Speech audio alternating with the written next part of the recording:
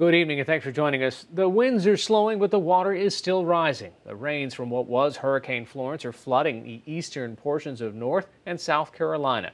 Mandatory evacuation orders were issued this afternoon for those living within a mile of the Cape Fear and Little Rivers. At least 5 people have died and at least 1 million are still without power. Rescuers are using boats to bring people to safety. North Carolina's governor pleaded with residents not to return to their homes and to prepare for more damage and destruction. Rivers will rise days after the rain is stopped. In the east, they will crest Monday, Tuesday, and Wednesday.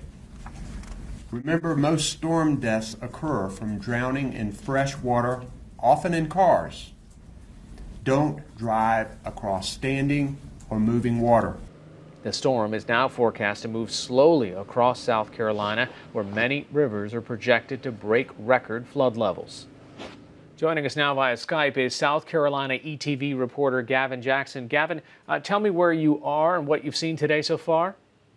Hey, Hari, I'm in Georgetown County. I'm in an armory down here. We're about 40 miles south of Myrtle Beach, where we've seen a lot of the big impacts from the storm in South Carolina have been on the coast here.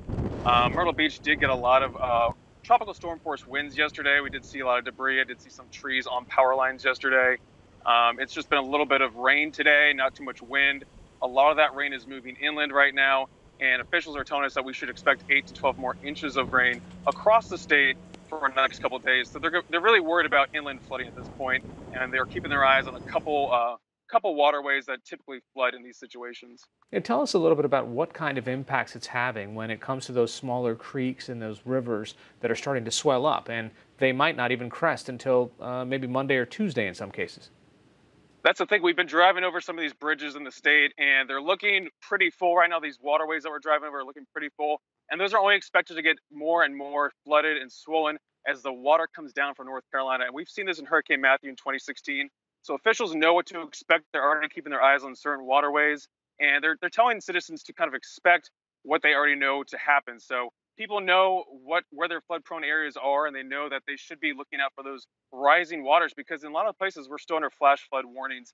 And the area I'm in, the area up in Myrtle Beach, is also still under evacuation order because they expect conditions to slowly deteriorate in some areas due to this flooding. What's the challenge been for first responders as they try to get into some of these areas where there have been evacuation orders, but there are still people deciding to ride it out? You know, Hari, I was riding around with the National Guard today. We traversed the Grand Strand, is what we call it, which includes Georgetown and Horry County, which includes Myrtle Beach. We went up and down the major highways, and we didn't see much damage or flooding at this stage. And we just heard from the governor's press conference that they haven't had to do any water rescues at this point. Sadly, the only fatality we've had in South Carolina was about 150 miles inland in Union County, where a woman last evening actually came across a tree on a roadway and got into an accident, and she died as a result of that. But other than that, a lot of South Carolinians have responded to these evacuation orders, and officials are crediting that to their lack of having any rescues in the state. And what about the people who are in shelters, the ones who already took cover?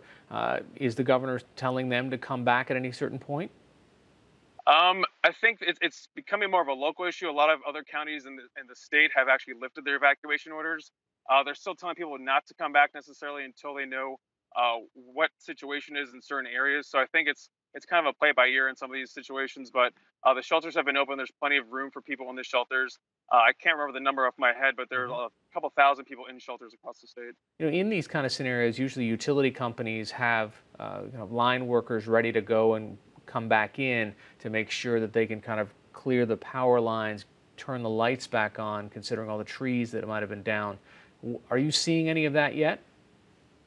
All right, yesterday, actually, I was out in the wind and the rain with a Santee Cooper Electric crew. That's a local electric cooperative here that covers the Myrtle Beach area. They were actually up in a bucket truck in 40, 50 mile an hour winds, chainsawing a tree off of these power lines, these high voltage lines. And they were doing it like no sweat, which is really remarkable for the rest of us to watch.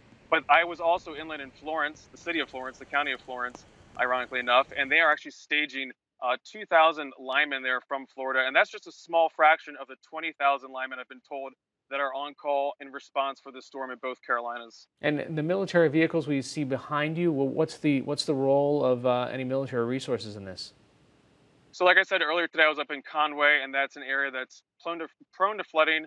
They have the Waccamaw River right there. It's also close to the Lumber River, which flooded during Hurricane Matthew in 2016, and it actually flooded out the town of Nichols. So they've been positioning high water vehicles across the coast and also inland for this emergency situation when it comes to flooding with Yep. these rivers that they know are going to flood. So these high water vehicles, just in case of any rescues, which haven't happened yet. All right, South Carolina ETV reporter Gavin Jackson joining us via Skype. Thanks so much.